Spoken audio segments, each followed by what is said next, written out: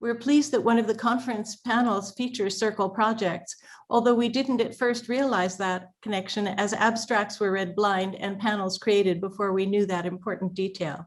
Qismat is a powerful force. It takes a lot of work and collaboration to create such a conference. I'd like to thank our wonderful, hardworking and thoughtful program committee members, Dr. Mahmoud Azaz, Dr. Julie Ellison-Spade, and Dr. Nargis Neamatullahi, all of the University of Arizona, Dr. Jeanette Okur of the University of Texas at Austin. I too had the pleasure of reading submitted abstracts and was very impressed by the high caliber of the submissions. I'd also like to thank Kate Mackay, Associate Director of the UA's Title VI funded Language Resource Center, CIRCLE. She's a seasoned conference organizer and provided assistance of myriad sorts, from editing to sage advice to encouragement behind the scenes. So thank you, Kate. The primary organizer of this conference is Dr. Julie Ellison-Spade, our outstanding Associate Director at the UA Center for Middle Eastern Studies. She's devoted an enormous amount of time, energy, technological savvy, and careful thought to conference planning and implementation. We are all in her debt, and this wouldn't have happened without her. So thank you, Julie. Two assistants are working with Julie on the conference: CMES student worker Scott Jones, an MA student in the UA School of Middle Eastern and North African Studies, or MENAS, and esteemed volunteer Seth McCombie, also a MENAS MA student. So thank you very much, Scott and Seth. We're fortunate to have such capable support. Now, I'd also like to thank all of you for joining us in what I'm sure you'll find to be a thought-provoking conference. Please know at the end of each session, a poll link will appear in the chat section. Thank you for completing it. It won't be too long or onerous, but will help us gather some important data. It's now my great pleasure to introduce my colleague, Nargis Neamatullahi, who will introduce our first speaker. Dr. Neamatullahi is the Elahe Omidyar Mirjalali Assistant Professor of Persian Language at the University of Arizona School of Middle Eastern and North African Studies, and also the Roshan Graduate Interdisciplinary Program in Persian and Iranian Studies. She holds a dual PhD in Iranian Studies and Linguistics from Indiana University, Bloomington. She also has a master's degree in Ancient Languages and Cultures from the University of Tehran in Iran, and a master's degree in religion studies focused on Zoroastrianism from the School of Oriental and African Studies at the University of London in the UK. Her research is focused on the epistolary tradition in pre-Islamic Iran, composed in Aramaic, Greek, Parthian, and Middle Persian languages, and how it transformed in the early medieval Iran under the influence of Arabic. Her broader areas of research are stylistics of Old, Middle, and Modern Persian, historical linguistics, and formal linguistics of Iranian languages. And now I guess we're so glad that you agreed to both make this introduction this morning and to serve on our program committee. So I'll turn this over to Dr. Neamatullahi. Thank you. Thank you very much, and I'm very grateful for your kind introduction. Good morning, everyone. This is Nargis Neamatullahi, the Assistant Professor of Persian Language at the University of Arizona. I'm very pleased to introduce our first keynote speaker, Dr. Yass Alizadeh. Dr. Alizadeh is a Persian lecturer and program coordinator in Middle Eastern and Islamic Studies at New York University. She received her PhD in 2014 in Comparative Literary and Cultural Studies from the University of Connecticut.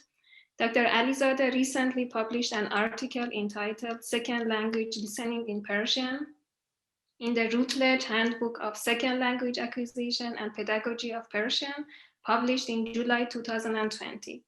I should add that as a language instructor, I found her chapter full of interesting ideas, very inspiring, about listening tasks which integrate cultural and comparative perspectives with language teaching practices. Dr. Alizadeh has worked extensively on Persian folk tales and has many forthcoming publications, including one entitled Reading Creatively in a Persian Classroom. She has also served as a Persian program evaluator for CLS summer program in Tajikistan for several years, and has recently acted as the Persian ambassador to Planet World Museum in Washington, D.C. Dr. Alizadeh, welcome to the University of Arizona, even if only virtually. We are delighted to have you with us. Thank you very much for accepting our invitation. And we look forward to hearing your talk entitled Whose Culture is in My Classroom? A Reflection on Teaching Culture in Today's Language Classroom. Thank you very much. Thank you so much, Nargis, and thank you so much for inviting me. Thank you, Dr. Ann Betteridge. Thank you, Dr. Julie Ellison-Spate, and thank you specifically, Dr. Nargis Nematullahi, for having me here. It's an honor, and I look forward to all the talks that are going to be amazing and interesting today. So good morning, friends and colleagues. Welcome to this wonderful workshop organized by MENRC at the University of Arizona. I would like to thank everybody for showing up so early in the morning. It's not early for me, but it's early for everybody else. And that's really something to be very proud of. I would also like to wish good luck to Dr. Emma Trentman, who's going to be the keynote speaker tomorrow and opening the sessions tomorrow. So thank you so much. So I have a few slides to share, but let's see. But I will focus on a few questions to develop my talk. My slides are secondary. They're just like the embellishment, which I hope you like. But anyway, so the question that I raise is, what do we talk about when we talk about culture? What is the relationship between social justice and culture in a language classroom? What do we expect to achieve by raising social justice issues that may lead to complex and uneasy dialogues in a language classroom? And what is the teacher's role as the mediator and facilitator of this talk? And is the teacher's voice a valid component in the heteroglossia that we consider democratic class community to represent? And finally, democracy, the very political term that language pedagogy is built upon.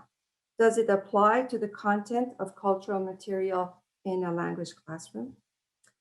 My talk will include an introduction, some critical perspectives, sample topics from my own lesson plans for my classes.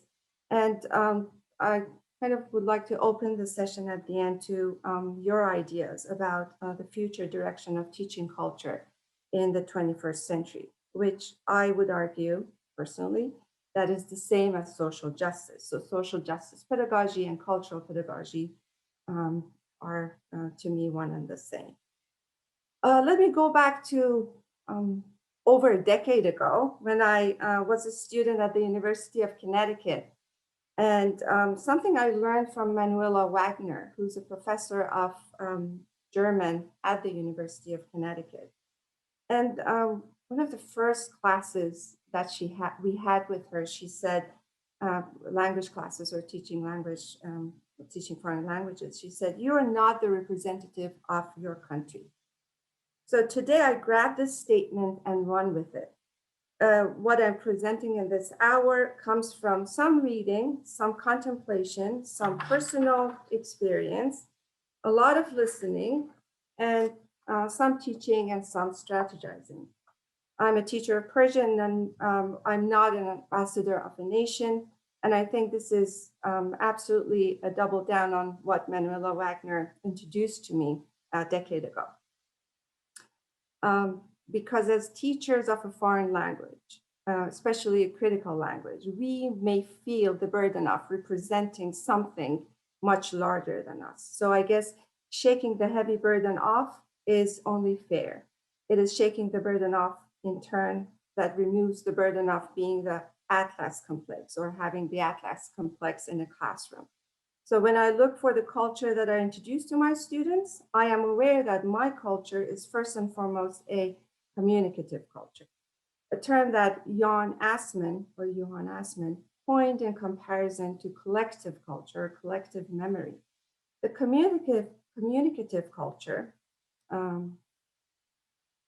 of a group spans, they say, no more than 80 years. So roughly 3 or 4 generations. And because it is local, mostly oral, communicative, and subjective, it is prone to being contested disputed, and even rejected. Competitive stories about a group of people may simultaneously exist, but the question is how and whose culture becomes the staple of a people. You know, the staple that shows up on the cover of most language textbooks, most books on the political history of a nation. What is that staple? The collective culture is, as Asman says, it's ancient. It's in the horizons. It's in the distance of a people's history. It does bind the people together through grand experiences, but also has, and this is important, it has a normative power. It is stronger than the people. And so in the hands of the officials, it becomes a normative agency. My question is, when we talk about intercultural citizenship in a communicative classroom, and we are outside of that culture, residing in the United States, for example, what culture are we presenting in our communicative classroom? Whose culture is in my classroom is the question. So in order to do research for this topic, I went back to my academic years, the years of jumping, student years, the years of jumping up with every word I finally understood in Homi Bhabha. The years where, despite having been told that not everything in the book is the truth, I had quite a few Bibles, Homi Bhabha, Julia Kristeva, Foucault, and the rest. Little did I know back then that in the world of humanities, critical theories are also in a state of flux. They are the result of subjective experiences. They're a result of aspirations, quantitative and qualitative rules, not to mention grants, deadlines, proposals by publishing houses, the market, and so they are contingent and arbitrary. I went back to Homi Bhabha to find the meaning of culture, that's what he says, because in his book, The Location of Culture, Homi Bhabha talks about culture. He says, colonial discourses produce the colonized as a social reality, which is at once the other and yet entirely knowable and visible. In other words, end of quote. In other words, when it comes to the culture of Iranian people portrayed in our second language textbooks, showed on TV and newsrooms and in history books, Iranians are far from us in the United States, yet very easy to know. They have a culture we should respect, not just tolerate. And that culture is, what is that culture really? That fixed, snapshotted, sedentary thing that I can explain to my students to be the culture of Iran. Here comes all the images on the covers of all the college textbooks that I've seen so far, history textbooks, sociology, literature, second language, grammar, blah, blah, blah. Talk about all of them, most of them, I shouldn't say all of them, I shouldn't use superlatives, but most of them, how do they represent in Iran when you look at the covers? Well, they are first and foremost show intricately designed ceramics, which you can find, I would argue, in no Iranian household. Also, I would substitute colonialism that Bhabha uses with marketplace of ideas and say, voila, Iran seems to be a series of intricately designed ceramics. And so teachers in a second language classroom are facilitators, I would argue, who are constantly learning, adjusting to new information, and passing the torch of knowledge to their students, giving them the power to enlighten us and each other, to open pathways, to join the process of social justice inquiry and activism. One cannot expect much activism if the cover of a book on Iran and Persian language has not changed in 80 years. Iran as a book with the cover of a mosque, turquoise ceramics, women in black chadors, Orientalist images that have been sold to the world in the past many years. Persian cultural pedagogy that follows social justice inquiry needs to break away from that still life canvas that is being sold to others as the framed picture of Iran. Perhaps the most urgent step for a teacher of critical language, and specifically Persian, is to reframe Iranian culture. And include a curriculum based in social justice inquiry, including that in our daily lesson plan. It's not only possible, but also urgent. And although like any other field in humanities, we as members of the academic institution have to both comply with and help grow our institution's profit in the capitalist marketplace of ideas, there's always room to carve a space for humanity, as we are first and foremost members of humanities. And teaching for social justice is our civil responsibility as teachers, and also is expected of us, but by our new, young 21st century clients, the Z generation. Social justice language curriculum is both a civil responsibility and, I would argue, a profitable idea in the competitive marketplace of ideas in the 21st century. So there are things to consider.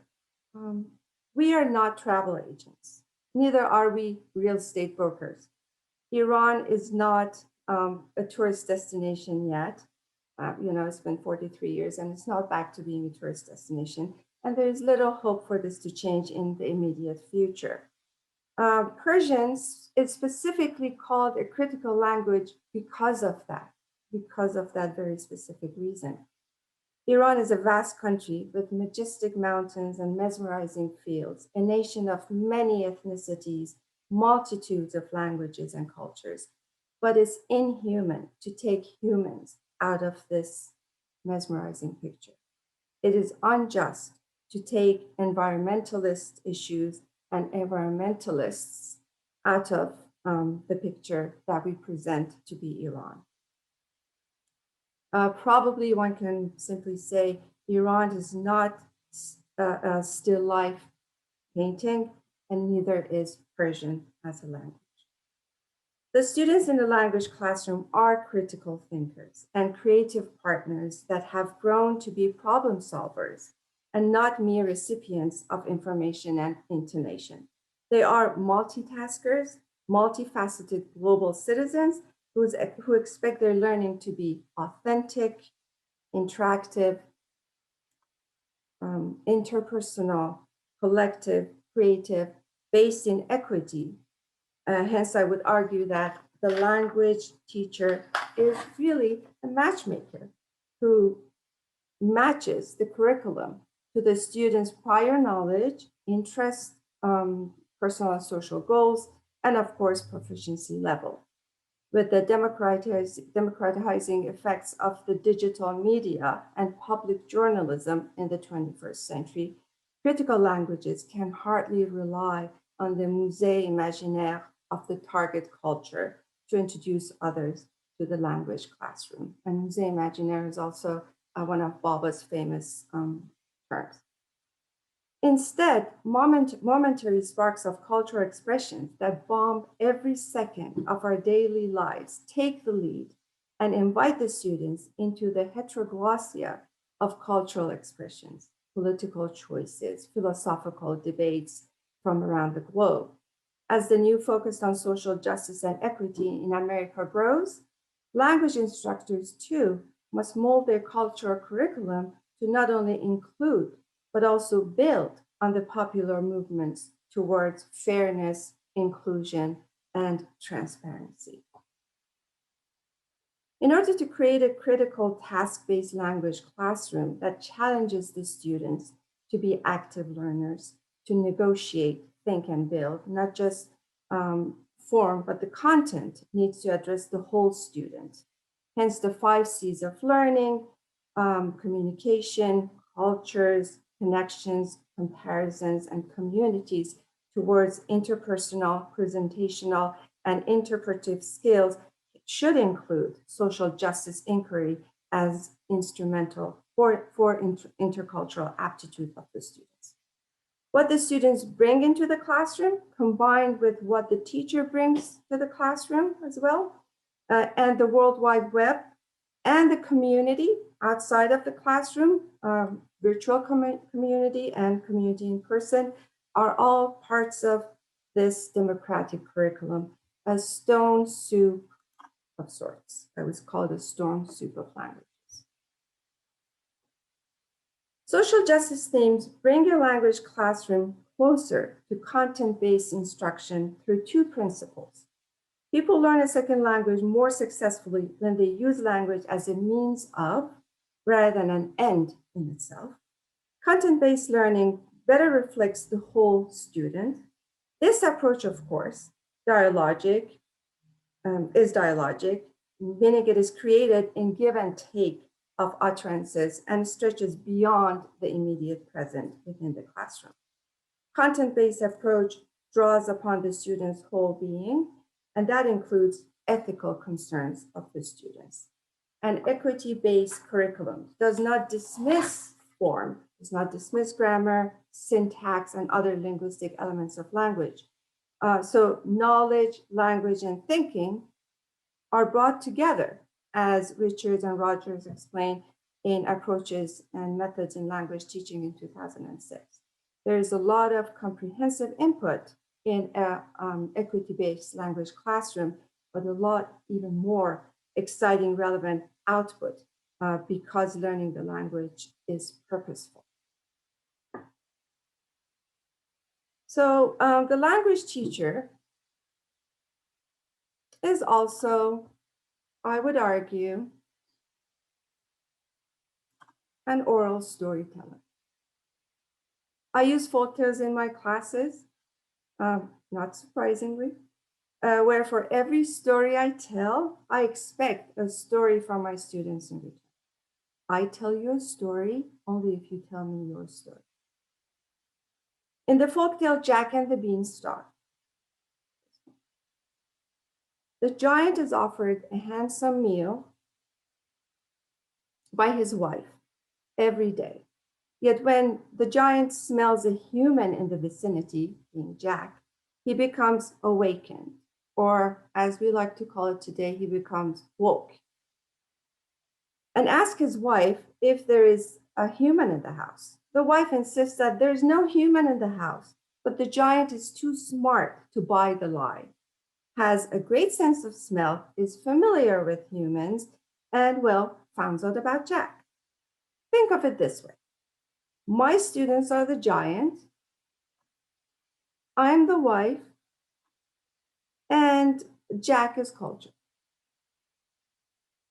No matter how I take the human out of the equation of history and culture in my classes, my students are too smart to believe me. They are the Z generation, as I said, the savvy researchers. And just like the giant with his great sense of smell, there are computer wizards who find out about socio-political issues faster than I can say, oh, or I can sigh. Oh, which brings me to this next one. The beloved Persian folktale, collected by Samad Behrangi and translated to French and then to English by Marjane Satrapi, the author of Persepolis. And one part of the trilogy of the quest of the main character, the heroine, the beloved heroine Talkhun, ends up at a mansion working as a maid. There is a devious maid too in that house who has imprisoned the handsome the handsome son of a respectable family in the dungeon of the mansion, demanding that he becomes her lover. And he rejects every night. So she, the devious maid, goes to the dungeon, kind of lashes the guy and says, will you sleep with me? And he says, no. And then the next night and the next night. The sly maid has made the mother of the son believe that the son is dead. It takes an inquisitive young girl, Talkhun, to find out the truth. To free the son, reject the marriage offer, which is customarily done in folk tales and goes back to her own lover, husband in the process. And that's the prize of her finding the son. In this folk tale, my students are the mother,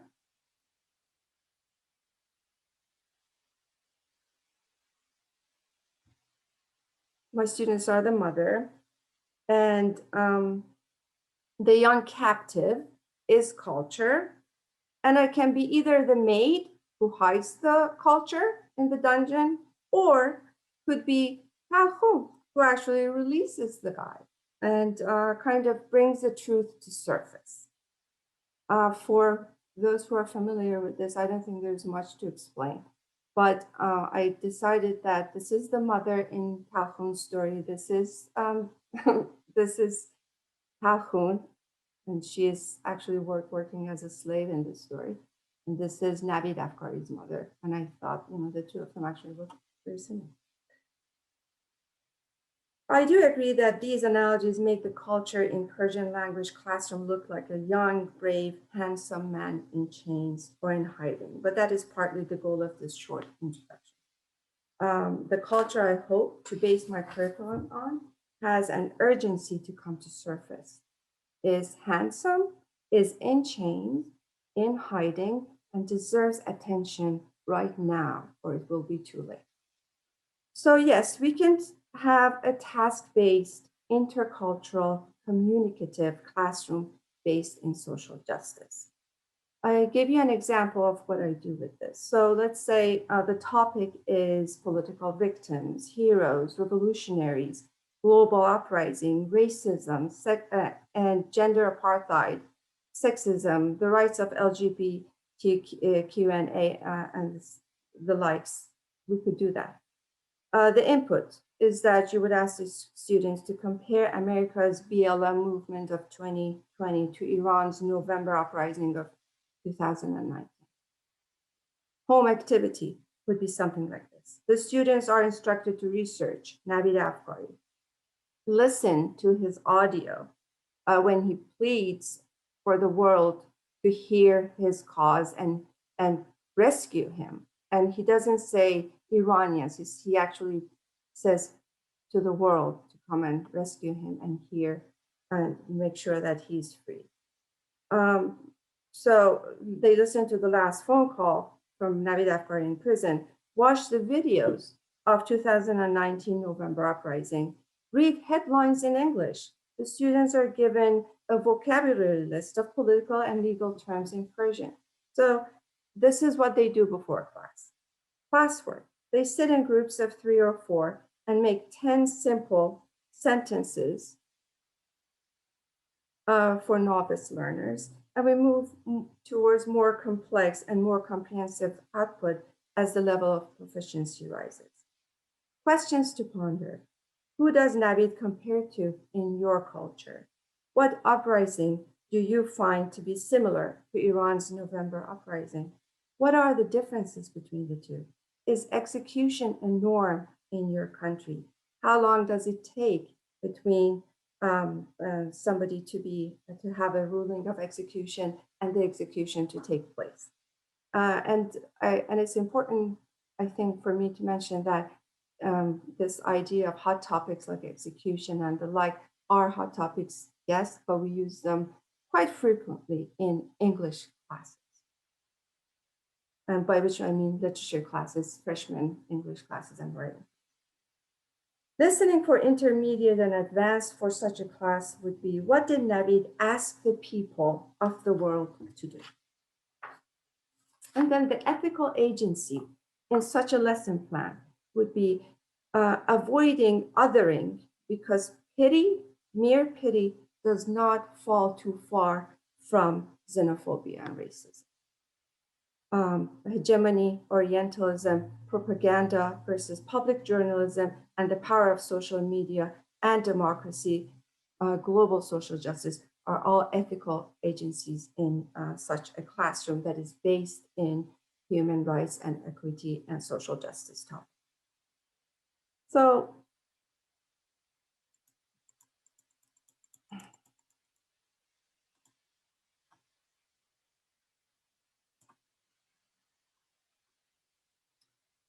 I wish I could share what the cartoon is. Oh, actually, I can. I would argue that a critical language classroom is not a museum. We are not tour guides selling tickets, and our students are not visitors stuck in a Sisyphusian act of eternally admiring our ancient culture on display. And the cartoon is like, hey, Sisyphus, when you have a minute, I would like to discuss this progress report with you. But if we don't give our students something to progress, if we don't give them anything, they are really doing something again and again and again. And if you're familiar with Sisyphus, most of us are, it's just a vicious cycle of really not doing much. But even for that, it says, I can give you a progress report. So it's really sarcastic. So, but what are the new cultural paradigms in our lesson plan? The culture category may include textbooks. The culture category in many language textbooks avoids human rights issues. They avoid equity and social justice. There's hardly any challenging questions for students of languages to discuss when they refer to the culture heading of their language textbooks. There's the beautiful colors of, the pink mosque, to the gorgeous dishes served in exquisite restaurants in grand hotels, Shahabaz, from the fantastic views of Tehran from the top of Milad Tower to the green rice fields of Mazandaran. Beautiful pictures from Iran are abound, but when it comes to social justice, there is zero information. So optimistic, positive, pleasant imageries are abundant and safe enough if we want to focus on culture as a tableau. But then a Persian curriculum does not have to be an either or content. The two are not mutually exclusive.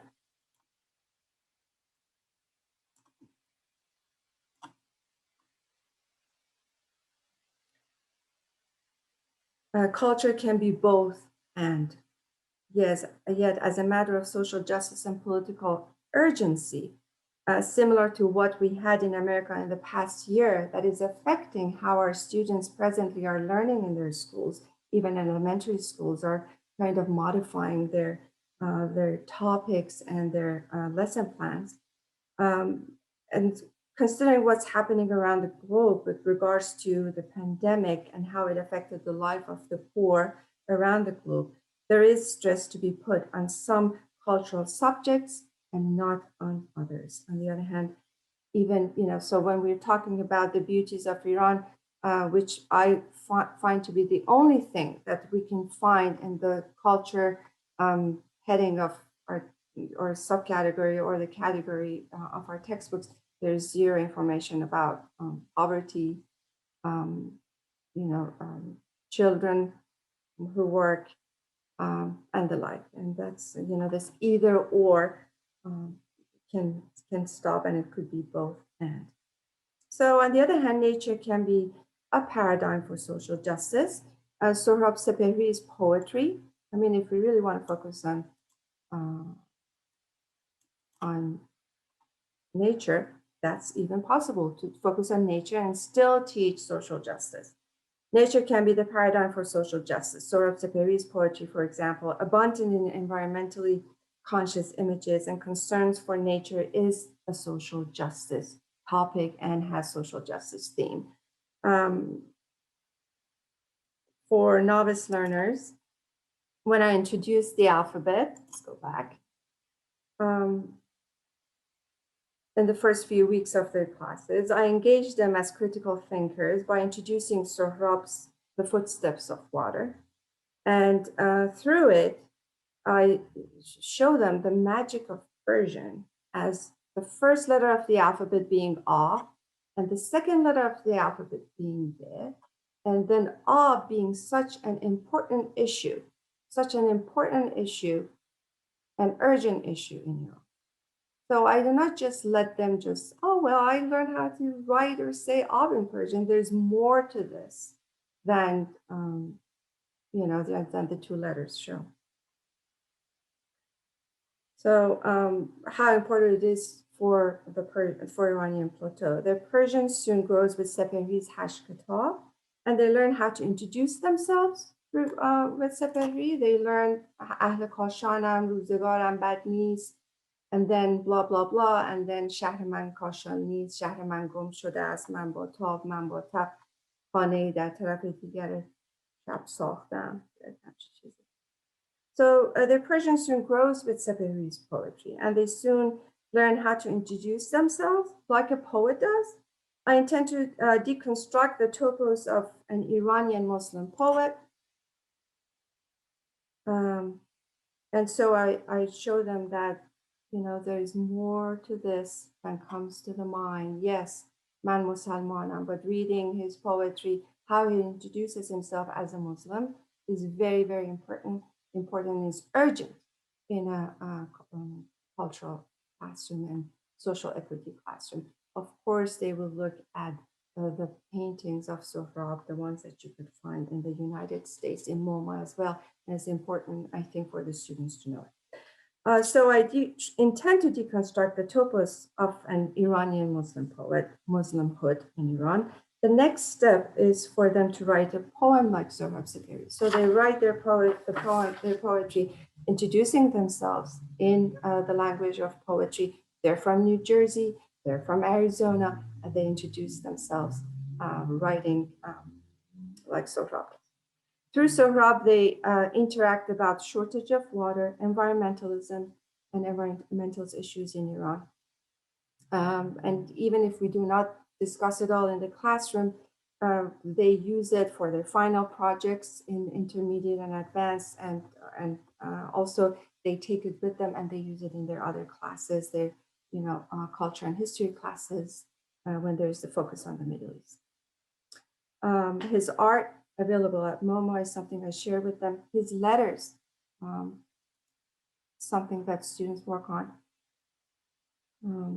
Because he lived in New York City for a while in the 70s.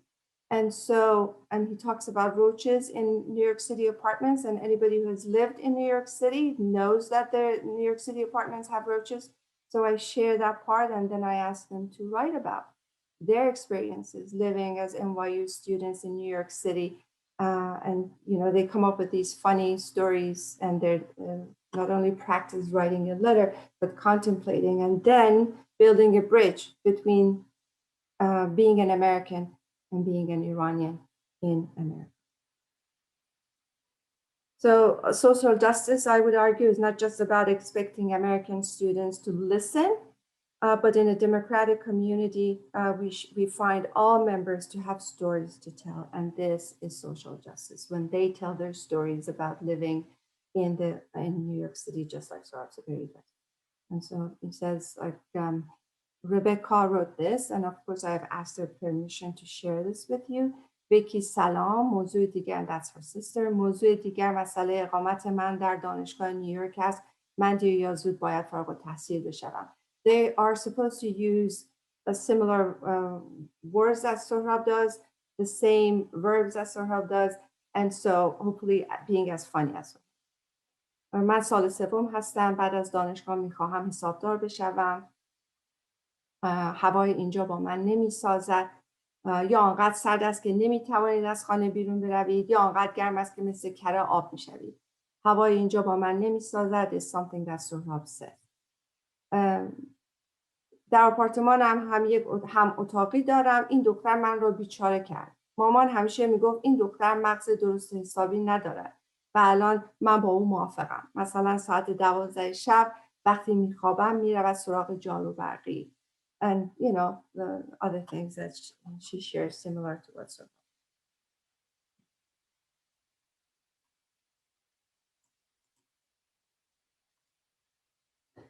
So I would say that NCSSFL ACTFL is a great reference on how to successfully apply social justice to the curriculum in an intercultural communicative classroom, and how to engage a novice to advanced learner with level appropriate input. The quotation is from NCSSFL ACTFL, and it says, quote, "It takes reflection to process a depth of understanding that develops openness and promotes an examination of values and attitudes," which Byram, Deirdre, and Fantini state that along with knowledge and skills are the foundation of intercultural competence. To help develop a habit of self-reflection, it is important for learners to pause and withhold judgment when learning about, analyzing, and interpreting cultural products, practices, and perspectives. Observing, noticing, discovering, comparing, considering, thinking, and higher level skills such as recommending, planning, hypothesizing, and creating are among the cognitive acts associated with reflection and are vital to evolution of attitudes in a cultural classroom. End of quote. So why has it not happened is the question. In effect, I would propose that although America has been moving fast forward with regards to local human rights syllabus and in its educational and political, even market institutions, private and public firms, but with regards to global justice in language classrooms, it lags behind. What Terry Osborne refers to as, quote, theories of decolonization and whiteness, end of quote, warning instructors to make sure they are aware of their own status within a white colonialist discourse is being applied to ESL and other language classrooms. Yet the same valid hesitance and ethical reconsideration seems to have had little effect on representation of cultures in critical language classrooms. Many critical language instructors are hesitant to include social justice pedagogy into their curriculum. Is it possible to bring our local anxieties and inquiries to international platforms? Can we connect the dots between the two? I would claim when it comes to local political movements within a democratic society such as the United States, it is absolutely necessary to build a communicative task-based curriculum on social justice inquiry. For critical languages such as Persian, the task may be complex but doable. Our intercultural communication approach to skills must include the same difficult questions that were raised in America in the past year, making local social justice global social justice is a must.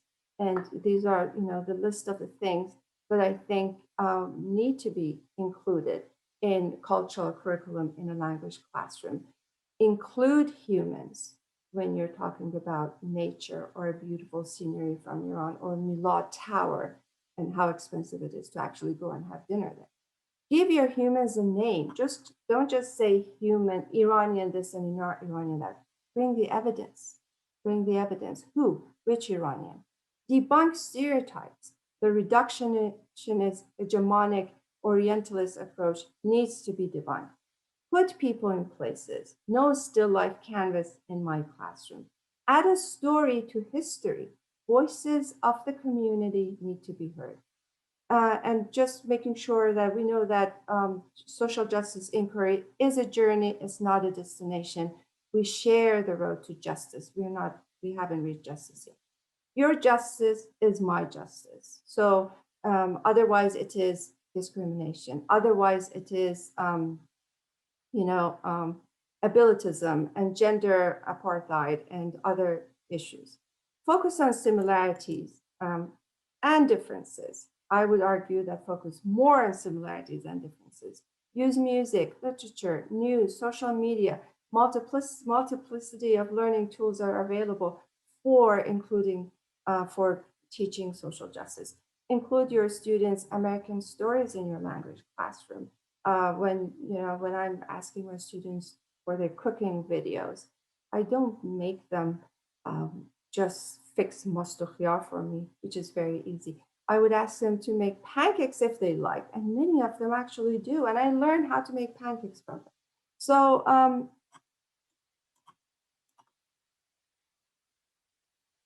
I would say that you're a language teacher. How can I move on without really losing this? It's very difficult. So I'm going to just not do the rest of it and move on to the next one.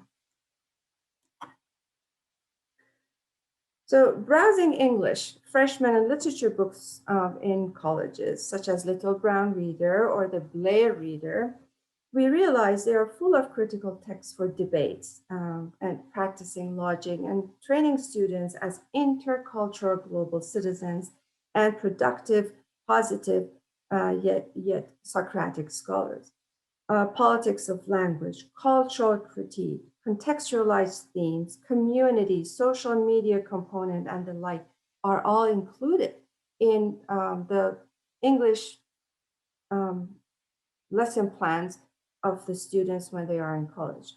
From Plato's Allegory of the Cave to Bernadette Piazza's Half a Pound of Ham, from Rogelio Gomez's Foul Shots to John Updike's AMP, to the Breath to Vietnam stories of Tom Bryan's The Things They Carried, the students who are in English classes expect to be bombarded with the opportunity to think and think hard, question, and become angry and sometimes and become scholarly, be scholarly.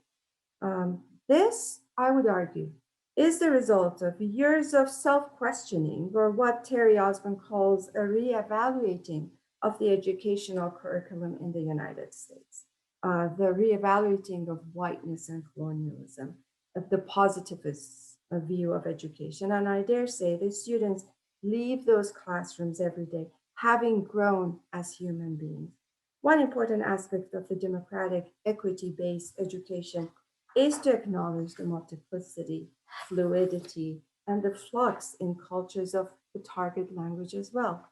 In order to focus on social justice, we need to break the phenomenological homogeneity that we have been traditionally presumed and defined by critics and historians for them to make sense of us. And by us, I mean we teachers of foreign languages, and I would also say that we foreigners teaching foreign languages.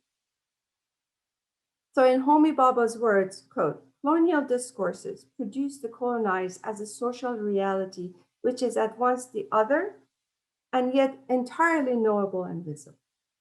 It employs a system of representation, a regime of truth that is structurally similar to realism. The Orient, he says, per Edward Said, is a unified racial, geographical, political, cultural zone of the world that is all well, very clear and understandable. He says that in Locational Culture. He says that Said calls such an approach a timeless eternal. So that Sisyphusian idea actually works well here as well, a timeless eternal.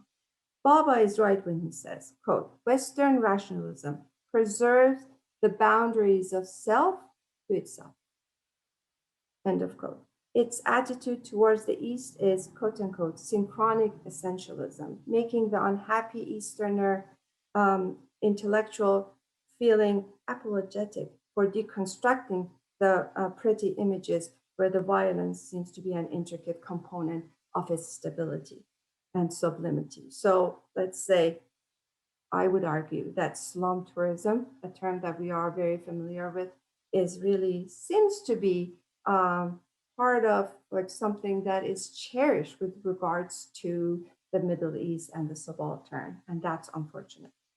Hence, the critical role of the teacher, as Kubota, Austin, and Saito Abbott explained in 2003, the critical role of the teacher of languages, and specifically critical languages, I would argue. Teachers as intellectuals and not mere technicians of learner-centeredness have a responsibility, Kubota says, quote, to bring broader perspectives on critical issues to their students rather than replicating past blindness to issues of difference and inequality. They must shift their attention beyond apolitical appreciation and celebration of foreign cultures to critically explore issues of diversity and sociopolitical aspects of human communication, and to make foreign language education instrumental in creating greater equality. So Kubota's 4 Ds of descriptive rather than prescriptive culture, diversity within culture, dynamic rather than a static culture, discursive powers within a culture that he refers to, are the pillars of a critical understanding of culture. And I give you another example of how I would include meaningful and relevant social justice topics in my classes. And I better go, but this one is familiar to those who have, like Nargis, you said that you have looked at my chapter in Routledge, and basically this is from that chapter. So the familiarity of the universal theme of displacement, alien migration, and loneliness, embedded in beautiful graphics and the combination of soft Persian and Western melodies combined, brings an ease to the lesson plan, which is based in social justice in my classes. Introduces empathy and raises curiosity among the learners about Persian native speakers in our community and in Iran. So using Khune Ma by Marjan Farsad is really a great introduction to social justice teaching in a language classroom. Learning to overcome the assumed cultural gap, not only by enjoying the song, because this is a song that is beautiful and is, I would say, universally enjoyed, but also by thinking critically about the political and ethical questions that the song raises and the lyrics raise. This invites the students into investigating about the causes of migration, of the singer's migration, the causes of displacement and the effects of displacement, many faces of my immigration and the shared experiences of memory and nostalgia. The students who are students and so away from their parents enjoy this, even if they are just like miles away from their parents, so they understand where she comes from. And for students who are displaced students, this has an even stronger meaning. But the point is that this is a good kind of agency for teaching social justice. خونه ما دوره دوره پشت کوها یه صبوره پشت دشتا یه طلایی پشت صحرا های خالی خونه ماست اونور آب اونور موجای بیتاب پشت جنگلای سرفه توی رویاست توی خواب پشت اقیانوس آبی پشت باغا یه گلابی اونور باغای انگور پشت کندو های زنبور خونه ما پشت ابراز اونور دلتنگی ماست. All right. So I put this one opens too. So this is by an immigrant who resides in Canada and writes about memory and loss. But this one is from Iran, and it's the other perspective. When you leave and you leave us behind, how do we feel about your leaving us?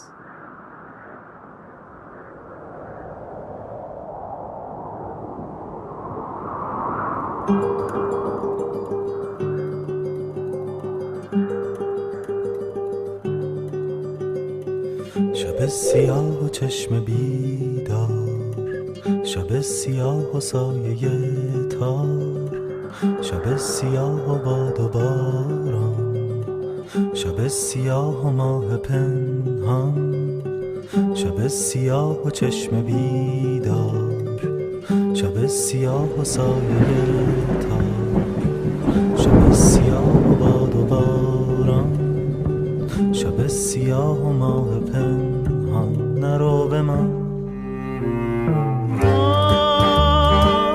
سایه های روی دیوار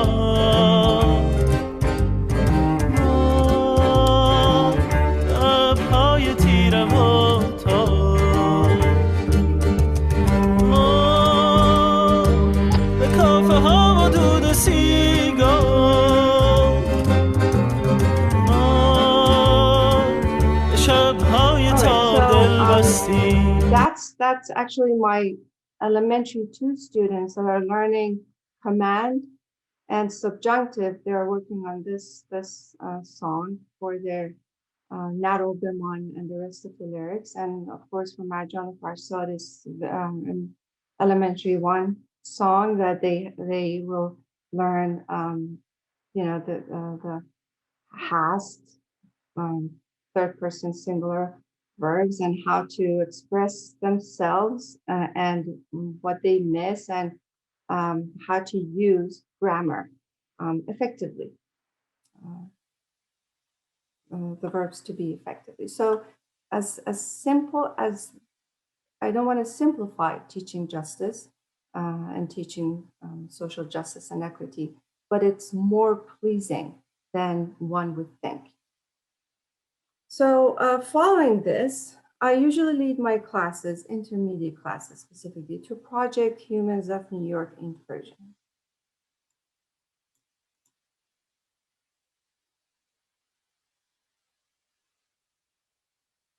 The students will interview a person of their choice in the language of their choice.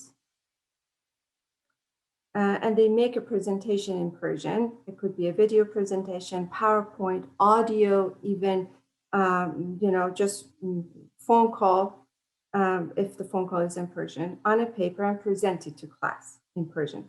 Sharing the story of a person in the diaspora community, in the college community, or in their immediate family or neighborhood is part of my intercultural social justice curriculum.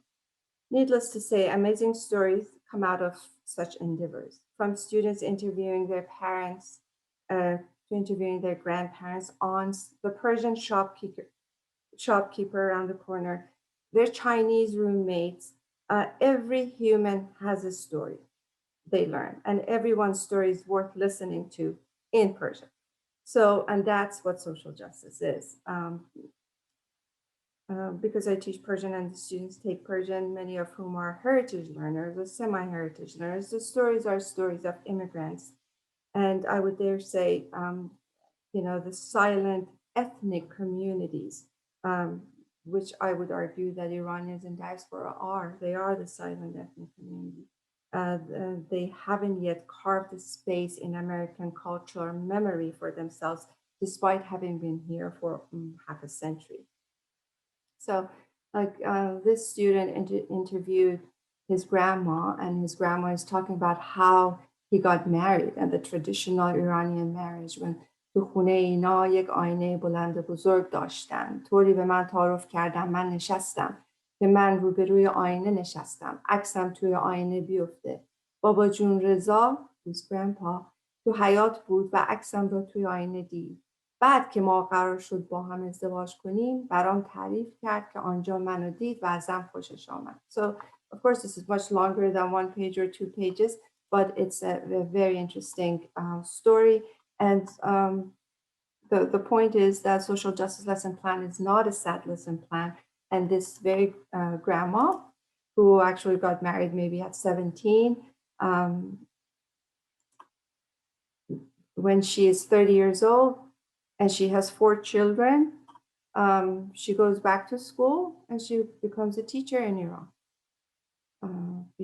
And she works 15 years before she migrates to Canada, to America, and then with her husband, and then the children raise their children in the United States.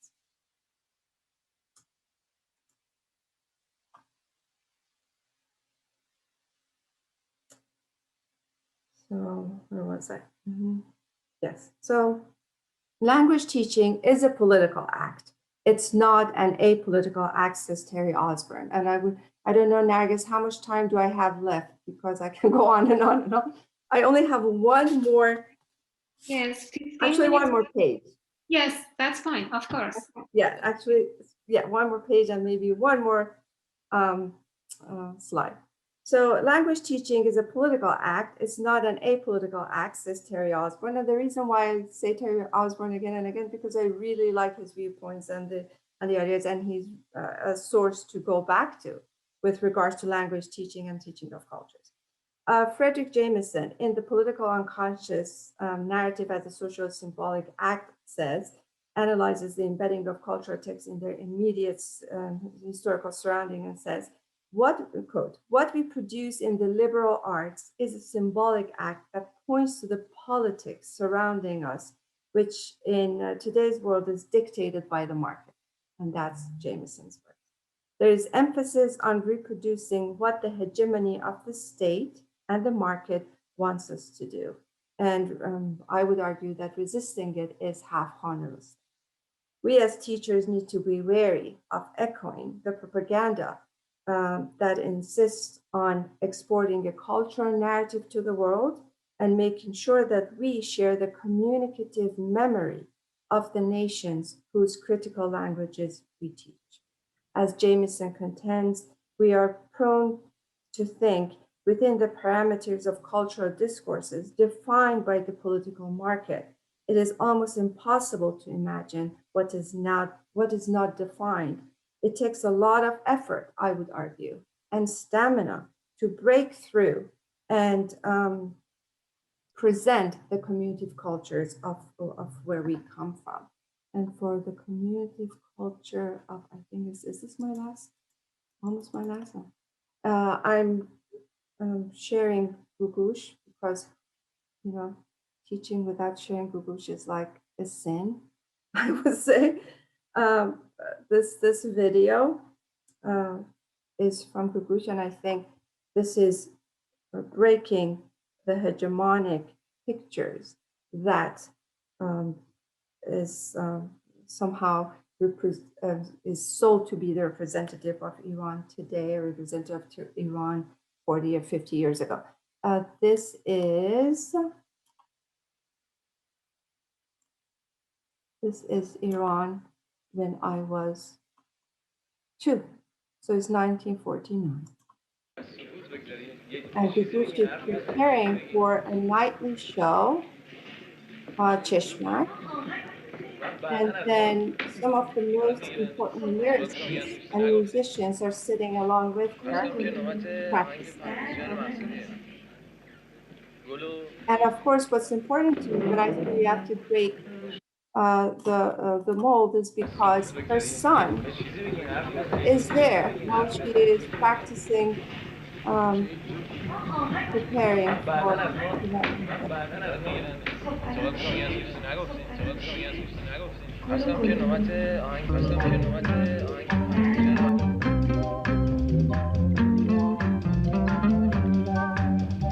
میگفتی بی تو هیچم با من بمون همیشه نباشی من میمیرم گل بی گلدون نمیشه چه اشتباهی کردم حرفاتو باور کردم چه اشتباهی کردم حرفاتو باور کردم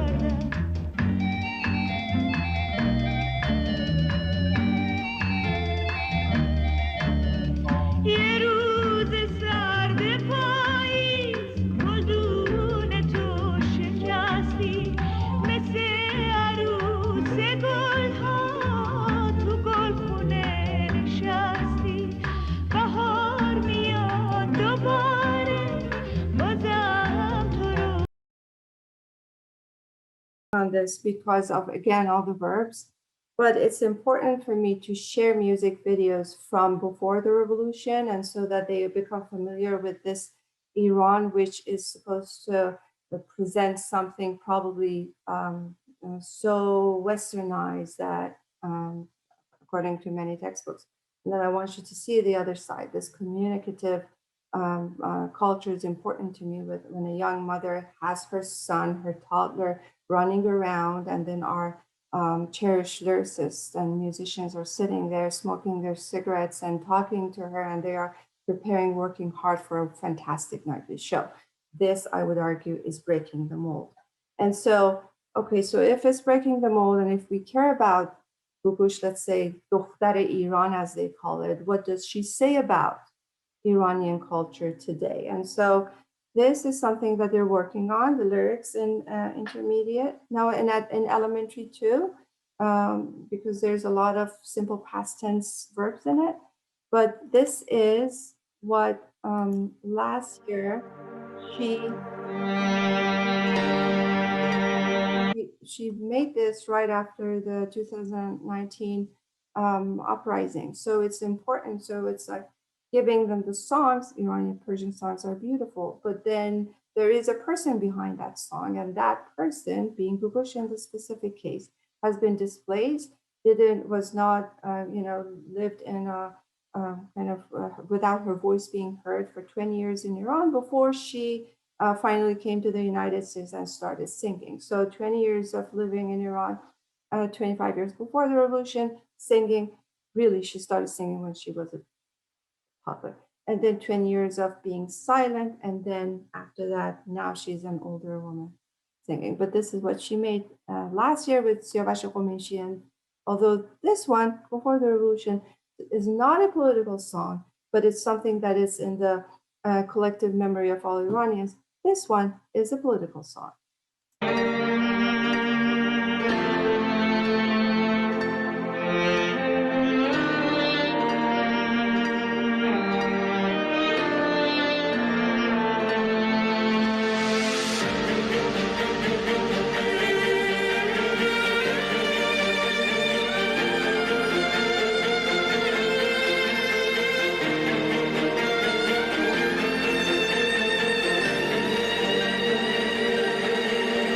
چشمای خودم دیدم که انسان اهل رویا بود که هر لبخند سلامی داشت و دنیا گاهی زیبا بود. سلام. با چشمای خودم دیدم که مؤمن دوست کافر شد که گرگ می‌ترسید از گنجش و مرد با زن برابر شد.